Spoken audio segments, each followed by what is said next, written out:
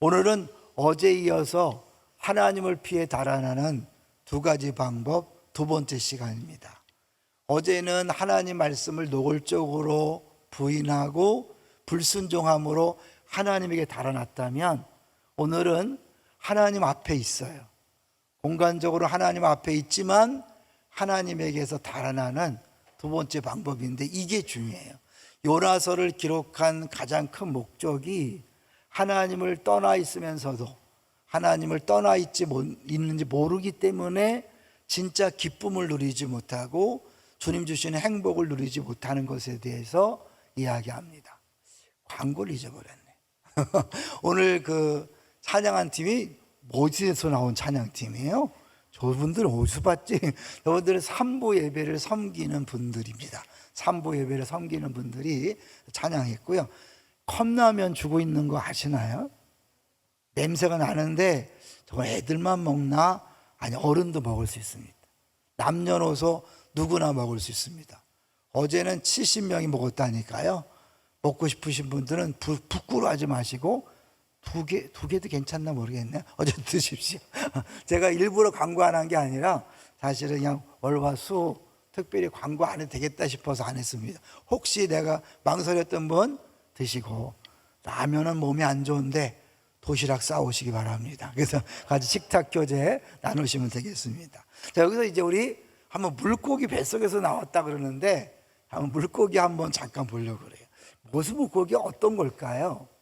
우리 오간사님이 잘 찾아줬는데요, 이 물고기가 어떤 사람은 고래라고 얘기하고 어떤 사람은 상어라고 이야기합니다. 이 고래도 워낙 크기 때문에 또 폐호흡을 하기 때문에 그 안에 들어가서 숨을 쉴 수 있는 가능성이 있는 거죠.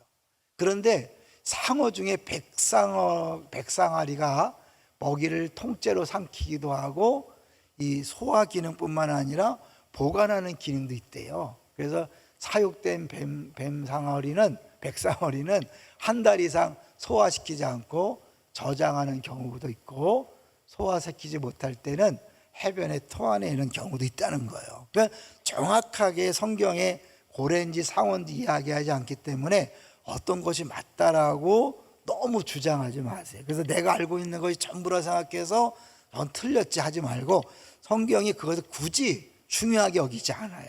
요나에서 이 물고기 뱃속에 들어간 것이 굉장히 신기한 일이지만 그게 핵심은 아니다.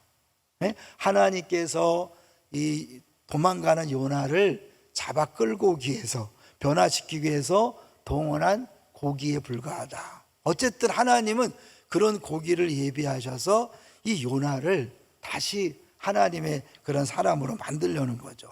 끊임없이 요나는 하나님께로부터 달아나고 또 달아납니다. 그러나 그가 아무리 다양한 전략을 쓰고 달아나다 하더라도 주님이 언제나 한 걸음 앞서가는 거죠. 그래서 주님이 더 다양한 전략을 구사하면서 요나를 자꾸 하나님 앞으로 오게 하는 거죠. 이 고래든 상어든 물고기를 준비해서 삼키게 하실 줄 누가 알았겠어요? 전무후무한 일이죠. 그러나 하나님은 그 요나를 변화시키기 위해서 그 일을 하셨다. 그렇다면 우리를 변화시키기 위해서 하나님이 못할 일이 없다는 사실을 기억하시기를 주의 이름으로 축원합니다. 바다에 던져져서 죽을 뻔한 위기를 경험하고 죽을 뻔했는데 물고기가 삼키는 바람에 살았어요. 살았지만 또다시 죽을 위기잖아요. 그죠? 거기서 나와 있으면 죽는 거잖아요. 근데 하나님이 3일 동안을 그 안에 살게 해주시고 회개하게 하시고 기도하게 하시고 살아나게 하신 거예요. 우리 어제도 잠깐 나눴지만 우리들이 죄를 졌는데 왜 물고기가 고생을 해야 되는지 여러분 생각해 보세요. 웃지도 않네요. 여러분, 물고기가 뭔 잘못이 있어요? 그 소화도 안 되고 먹을 수 없는, 영양가도 없는 걸 3일 동안 뱃속에 갖고 있다가 다른 것도 못 먹고, 그래서 전설에 의하면 요나를 토한 후에 싫은 줄 앓다가 이거 성경에 없는 얘기예요. 웃자고 하는 얘기예요. 그러니까 우리들이 괜히 죄를 졌는데 그 뱃사공들하고 그 배 타던 사람들이 다 고생을 하고 짐 다 버리고 그리고 또 물고기는 그 3일 동안 고통을 당하고 왜 그래야 되겠어요? 우리가 죄 지으면 그렇게 주변 사람들이 힘든 거예요. 자, 그래 그렇게 죽다 살아났으니까 정신 차리고 어떻게 해요? 이제 하나님 말씀대로 살아야 되잖아요. 그런데 오늘 본문에 보면 이 요나가 그렇지 않다는 걸 볼 수 있어요. 사실은 이제 요나가 하나님 말씀에 순종해서 가는 것처럼 보여요. 3장 1절을 보겠습니다. 3장 1절 시작. 여호와의 말씀이 두 번째로 요나에게 임하니라. 우리 이르시되, 첫날 보여줬잖아요. 1장 1절과 3장 1절이 딱 짜게 해갖고 1장 2장과 3장 4장이 정확하게 데칼코마니처럼 그렇게 똑같은 모습으로 진행이 돼요. 첫 번째도 말씀을 줬는데 도망갔고, 이때는 말씀을 줬으니 간 거예요. 갔지만 그 마음속에 기쁨으로 간 건 아니죠. 자, 이 3장 2절을 같이 읽습니다. 시작. 일어나 적 성문 뒤에 내려가서 내가 내게 명한 바를 그들에게 선포하라 하시니라. 네, 선포하라고 했죠. 그래서 3절을 보시면 선포는 하되 대충 했다는 걸 알 수 있어요. 3절 시작. 요나가 여호와의 말씀대로 일어나서 느웨네로 가니라. 느웨네는 4일 동안 걸어올 만큼 하나님 앞에 큰 성읍이더라. 사흘 동안 걸을 만큼 큰 성읍이래요. 그래서 여기서 우리 니느웨를 한번 또 조사해 봤는데요. 니느웨가 어느 정도 컸는지 볼 거예요. 한 이라크 북부의 티그리스강 동편에 이제 유적지가 남아 있는데 13km 약 220만 평쯤 된다는 거죠. 근데 이게 북이스라엘의 수도 사마리아, 요거는 아수르 수도잖아요. 북이스라엘 수도에 비하면 얼마나 크냐면 사마리아는 3만 명이었어요. 여기는 12만 명. 그러니까 인구수만 해도 4배로 큰 나라니까 어마어마한 거죠. 당시 아수르가 세계에서 가장 큰 나라였기 때문에 거기에 많은 사람이 살았고 하나님이 그 성을 불쌍히 여겼다는 거죠. 그런데 여기 왜 3일 동안 걸어 다녀야 되는 큰 성읍인데 4절을 보면 요나가 며칠 동안 전했나 보세요. 4절 시작. 요나가 그 성읍에 들어가서 하루 동안 다니며 외쳐 이르되 40일이 지나면 느웨네가 무너지니라 하였더니. 며칠 동안 다녔죠? 하루 동안 3일 동안 다니면서 곳곳에 다니면서 말씀을 전해야 되는데 안 할 수는 없으니까 어쩔 수 없이 하는데 흉내만 내는 거죠. 흉내만. 예? 하루 동안 다니면서 여기 어떻게 하겠어요? 40일이 지나면 니네가 무너집니다. 예? 그걸 막 눈물 흘리면서 안타까움을 했겠어요? 뭐요? 안 할 수 없으니까 40일 지나면 니네 무너져. 40일 지나면 무너져. 그렇지 않았을까요? 예? 그냥 정말 기뻐서 안타까운 마음으로 또 그렇게 한 것이 아니라 할 수 없이 했던 거죠. 순종은 하지만 기쁨으로 하지 않았다는 것을 볼 수 있어요. 그런데 5절에 보면 신기한 일이 벌어지는 거예요. 그렇게 믿음으로 한 것도 아니고 정말 진심으로 한 것도 아닌데 5절에 놀라운 일이 벌어집니다. 5절을 읽습니다. 시작. 니느웨 사람들이 하나님을 믿고 금식을 선포하고 높고 낮은 자를 막론하고 굵은 배의 옷을 입은지라 생각지 않게 그 악한, 우리가 봤잖아요. 막 그냥 사람들을 막 죽이는 걸 떠나서 고통을 주기 위해서 막 이상한 짓을 하는 흉악한 인간들인데 이들이 변화된 거예요. 근데 요나는 이게 그 뒤에 보면 하나님이 보냈을 때는 분명히 이들이 변화될 가능성이 있다는 걸 알았어요. 그러니까 안 가고 싶었던 거예요. 그러니까 막 변화된 걸 보고 좋아야 되잖아요. 말씀을 전했는데 사람들이 막 눈물 흘리고 회개하고 돌아오면 설교자로서 어떻게 해요? 감사하고 기뻐해야 되는데 이는 막 성내고 막 짜증을 내고 막 하는 거죠. 이 말은 뭐냐면 하나님 말씀에 순종했지만 여전히 하나님을 떠나 있다는 거예요.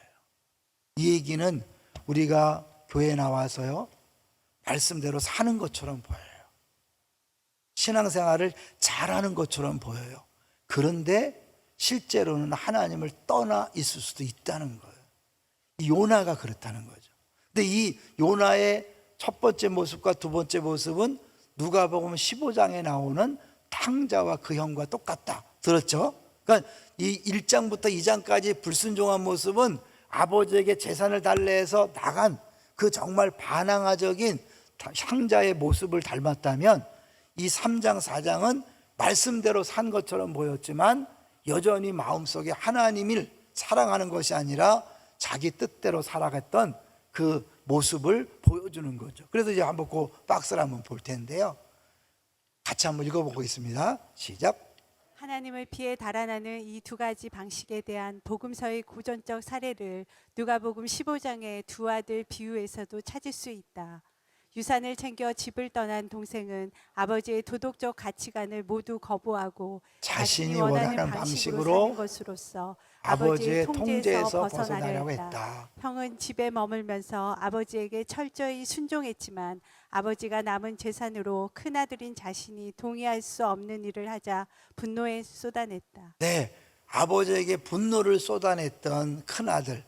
결국 그 분노를 쏟아냈다는 것은 내면 속에 하나님과 떨어져 살던 그것이 어느 순간에 튀어나온 거죠. 여러분 신앙생활 하다가 어느 날 갑자기 막 싸운다든지 다른 사람한테 화를 낸다든지 저 심하면 나 상처받아서 교회 떠난다든지 이런 모든 것들은 그동안 내가 섬겼다고 생각했지만 그건 하나님을 사랑해서 섬긴 게 아니라 내 자신을 위해서 내 자신의 유익을 위해서 신앙생활을 하다가 결정적인 순간에 그 뿌리가 드러나게 된 거죠. 변명의 여지가 없는 거예요. 정말 하나님을 사랑한다면 하나님이 시키신 일에 대하여 내가 불만을 표시할 수 있을까요? 없지요. 정말 사랑해서 했다면 즐거운 마음으로 하는 거잖아요. 주의 일이 즐겁지 않다, 힘들다 기억해 보셔야 돼. 생각해 보셔야 돼. 그건 하나님을 떠난 증거입니다. 왜냐하면 사랑하는 사람을 위해서 하는 것이 행복합니까? 힘들고 어렵습니까? 사랑하는 사람을 위해서 하는 것은요 행복한 거예요. 제가 자주 말씀드렸어요. 이 사랑하면 기쁨으로 순종해요. 예전엔 자주 말씀드렸는데 최근에 말씀 안 드렸어요. 제가 인천에서 목회할 때 그 엄마가 딸에게 그렇게 아침을 먹으라 그랬어요. 안 먹는 거야. 근데 어느 날부터 얘가 아침을 먹었어요. 그리고 막 자랑을 하는데 아침 먹었다고. 왠지 아세요? 지가 좋아하는 남자한테 자랑하고 싶어서. 그 남자친구가 야, 너 아침 먹었으면 좋겠어. 그 말 떨어지자마자 그 다음 날부터 아침 먹었다는 거예요. 이게 사랑이라는 거예요. 우리가 주님을 사랑하면 기쁨으로 순종하는 거예요. 근데 이게 억지로 순종하는 것과 기쁨으로 순종하는 게 옆에서는 안 보여요. 근데 자기는 알죠. 내가 지금 사역하면서 일하면서 신앙생활하면서 행복한지 아니면 억지로. 왜 억지로 할까요? 이걸 해서 하나님에게 내 할 바를 다 했다고 주장하고 이제는 하나님 차례입니다. 나한테 복 주셔야 합니다. 내 기도를 반드시 응답하셔야 합니다. 안 하면 안 됩니다라고 하나님을 조종하는 거예요. 그래서 이 떠난 거, 이게 탕자처럼 떠나서 자기 마음대로 살고 싶은 자기 삶을 자기가 통제하는 것과 하나님 안에 있는 것처럼 보이지만 여전히 하나님을 내 마음대로 움직여서 내가 내 삶을 통제하고 싶은 거 똑같은 거라는 거죠. 결국 주인은 누구예요? 주인은 나라는 거죠. 제가 잠깐 얘기했지만 제 아들 얘기했잖아요. 제가 우리 아들이 그 명지외고라는 특목고를 간다고 그렇게 3년 동안을 우리가 원한 것도 아닌데 갑자기 학원에 가서 꽂혀서 명지 간다고 3년을 그렇게 막 밤늦게까지 막 밤 2시까지 공부를 하더라고. 그랬는데 떨어졌어요. 그래서 내가 막 화가 났다 그랬잖아요. 결국 내가 첫째 아들처럼 목회를 한 거죠. 내가 열심히 목회했으니까 하나님은 당연히 내 요구와 내 기도를 들어주셔야 한다. 그런 게 어디 있어요, 그죠? 왜냐하면 내 아들에 대한 하나님의 계획이 있잖아요. 거기 자기 1차, 2차 떨어져서 경환고등학교 가는데 그게 주의 또 신의 한 수였어요. 사실은 경환고 갔다가 또 대학교 가서 지금은 기업에 있어요. 어떻게 제 생각 계획보다 더 잘 됐는데 나는 뭐예요? 이렇게 돼야 된다고 생각했고 하나님 보시기에는 그것이 더 좋지 않았던 거죠. 근데 그런 마음이 있었던 거예요. 내가 열심히 목회하니까 이게 하나님을 사랑해서 하는 게 아니라 하나님 앞에 내 할 바를 다 했으니까 하나님 이제 내 요구를 들어주셔야 합니다. 그리고 안 들어주면 뭐야? 에이씨 하나님 앞에 그죠? 에이씨 나 이 교회 안 다니시 뭐 이렇게 이게 표현을 안 하지만 점잖게 예수 믿어도 별거 없구나. 나 오늘부터 교회 안 나가. 말은 이제 그렇게 안 하고 어떻게 해요? 바빠서요. 다음에 갈게요. 그러면서 어느 순간부터 가는 거죠. 또 하나 제가 부끄러운 고백을 하면요. 이게 처음 이제 우리 개척해서 막 처음에는 굉장히 막 급속도로 사람들이 모여들었어요. 막 그야말로 한 달에 막 100명씩 늘어났어요. 처음에. 그래갖고 야, 이 상태로 하면 곧바로 1000명, 2000명 되겠다. 그랬어요. 근데 하나님이 어느 시점 가니까 딱 멈추게 하시더라고요. 그러니까 하나님이 이 건물을 유지할 수 있을 만큼 이제 허락하신 것 같더라고요. 그런데 이제 마음에 욕심이 있었잖아요. 내가 동산교회에서 그래도 목회 잘한다고 인정받고 김광희 목사가 역시 잘한다는 소리를 듣고 싶은 욕심이 있었어요. 막 무지 열심히 했는데 잘 안 되니까 뭐예요? 이거는 우리 부교육자들 문제가 아닌가. 이래갖고 부교육자들을 막 함부로 하고 뭐 회의만 하면 막 야단을 치고 막 큰 소리를 치고 그랬어요. 옛날에 그랬어요. 지금은 안 그런데 옛날에 그랬어요. 아주 제가 아주 나쁜 놈이었어요. 그래갖고 이제 그랬는데 어느 날 하나님이 말씀하시는 거예요. 큰 소리로 뭐 광이야 그런 게 아니라 제가 어느 순간에 야, 너 지금 뭐 하고 있냐? 성도를 섬기기 위해서 목회하고 예수님 섬기러 온 것처럼 너 섬긴다고 설교하고 섬기라고 설교하고 강의하면서도 너 지금 뭐 하냐? 정작 가장 가까운 교육자들을 너 섬기고 있냐? 부려먹고 있냐? 뭐 하고 있었죠? 부려먹고 있었던 거예요. 교회를 위한다는 명분하에 결국 내 마음 깊은 속에 있는 부응하고자 하는 욕심, 잘한다는 소리를 듣고 싶은 욕심 때문에 사람들을 도구로 쓰고 있는 거예요. 제가 그때 망치로 딱 맞은 것처럼 큰 충격을 받았어요. 야, 너 가짜 목사다. 우리가 신앙생활 하면서요, 일을 잘하기 위해서 사람들을 함부로 말하고 대하는 것, 그거는요 주의 일이 아니에요. 결국 자기를 위한 일이에요. 아무리 명분을 들여대도 내가 존귀한 내 옆에 지체에게 욕하고 화내고 짜증내고 싸우는 건 뭐예요? 주의 일이 아니라는 결정적인 증거예요. 동의하십니까? 정말 주님을 위해서 한다면 그 주님이 사랑하는 내 지체에게 함부로 대할 수 없는 거예요. 제가 그랬어요. 이게 뿌리가 뭐예요? 하나님과 가까이 있는 게 아니라 하나님과 멀어져 있었던 거죠.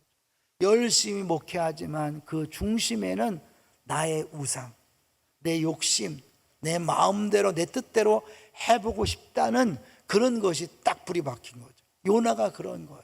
말씀에 순종했지만 여전히 그 마음속에는 자기가 주인이고 자기가 왕인 거예요. 자기 뜻대로 안 될 때 막 분노가 터쳐나요. 하나님이 사람들을 변화시켰는데 그게 화낼 일인가요? 그런데 그게 화나는 거예요.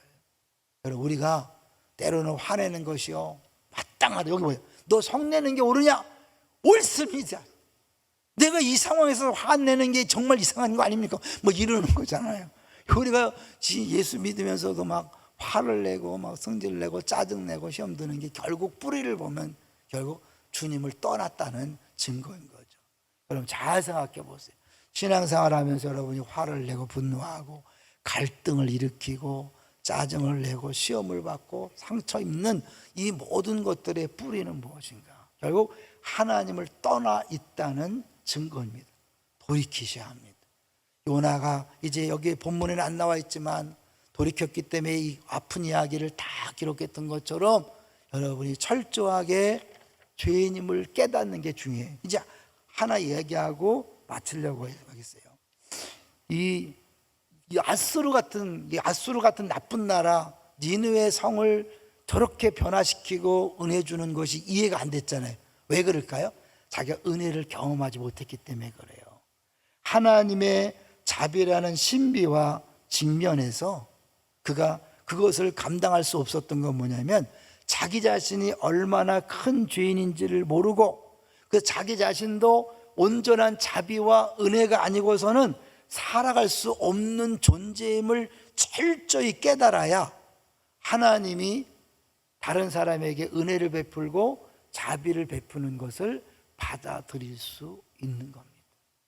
내가 철저히 죄인이어서 정말 은혜 없이는 한순간도 살아갈 수 없는 악한 존재요, 불쌍한 존재라고 정말 믿으셔야 돼. 그러면 내가 겸손해지고 다른 사람을 통해 하나님이 일하시는 것에 대하여 시기나 질투나 화를 내지 아니하고 다른 사람에게 은혜 베푸시는 것을 감사하고 기뻐하고 함께 즐거워하는, 이게 행복 아닐까요? 그냥 사람을 보면 짜증이 나고 스트레스 받는 거, 그 사람 문제가 아니에요. 나의 문제예요. 내가 변하면 모든 사람을 사랑할 수 있습니다. 불쌍히 여길 수 있습니다. 하나님이 그들에게 기도 응답하고 함께 해주는 것이 감사할 수 있어요. 우리에게 주어진 어마어마한 행복은요, 나 혼자만을 위한 행복은 일이에요. 내 주변에 10사람이 기뻐하는 것을 함께 기뻐하고 100사람이 기뻐하는 걸 함께 기뻐할 때 그게 풍성한 거예요. 그런데 우리는 여전히 나에 집중하다 보니까 행복하지 않은 거예요. 예수님은 우리가 행복하길 원하십니다. 하나님의 아들까지 희생하시면서 항상 기뻐할 수 있도록 해주셨습니다. 여러분, 손해보지 마십시오. 온전히 이 행복을 누리십시오. 그러기 위해서 철저히 내가 죄인이고 주의 은혜가 없이는, 자비가 없이는 살아갈 수 없는 그런 인생임을 깨닫는 은혜가 있으시기를 주의 이름으로 축원합니다. 우리 기도합니다.